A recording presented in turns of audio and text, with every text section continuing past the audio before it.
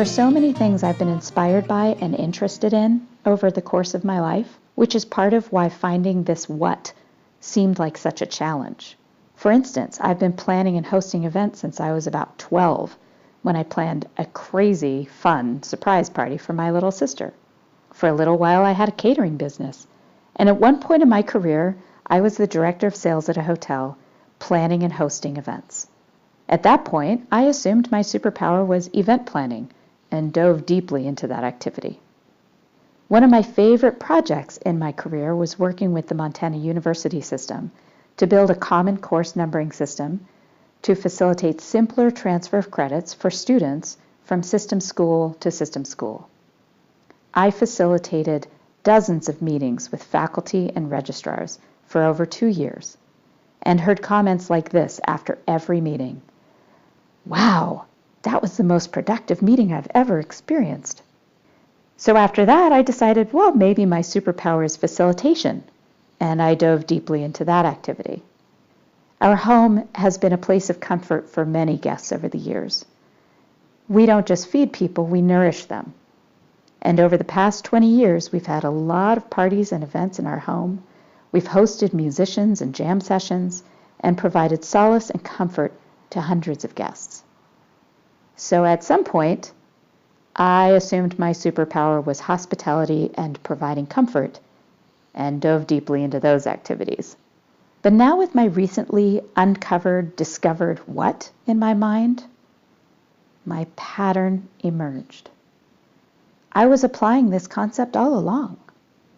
My success in planning and hosting events, facilitating meetings, and providing that kind of space in our home was all a result of my superpower, my what that I described before. It's your turn now. Here's a strategy to find your what. Think back on those times you felt like a rock star. I call them rock star moments. I'm talking about really specific experiences that left you walking away smiling, energized, knowing you nailed something, and feeling like you really contributed to something greater than yourself. Consider all the parts of your life, from very early on, at home, at school, at work, any of your activities or hobbies. Dig in. Write down a phrase or a few sentences to remind you of what happened, who was there, and what you did specifically. Then think about your feelings at each of those given times. Take your time with this exercise. It's not easy to come up with a list like this, especially if you're really down and feeling really lost. It's really hard to find those sparks of light. So ask a few people you trust to share what they believe your superpowers are. Ask them which experiences they had with you that they thought you really excelled. Next, as you develop this list, and keep adding to it, because once you start that ball rolling, you'll start seeing more of it, consider the patterns. What's consistent in those experiences? The content of them, the activity themselves, the people, the responses of those around you, the impact you had. What is consistent about what you were providing or doing in those situations? Start with this exercise.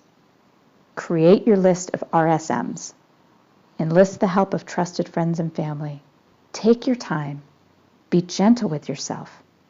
And find your pattern. Find your what, so your why and your how will present themselves. Thank you for listening to Your Stories Don't Define You, How You Share Them Will. Please visit my website for more podcast episodes, blog posts, and information about how I can help you develop and share your stories at elkinsconsulting.com.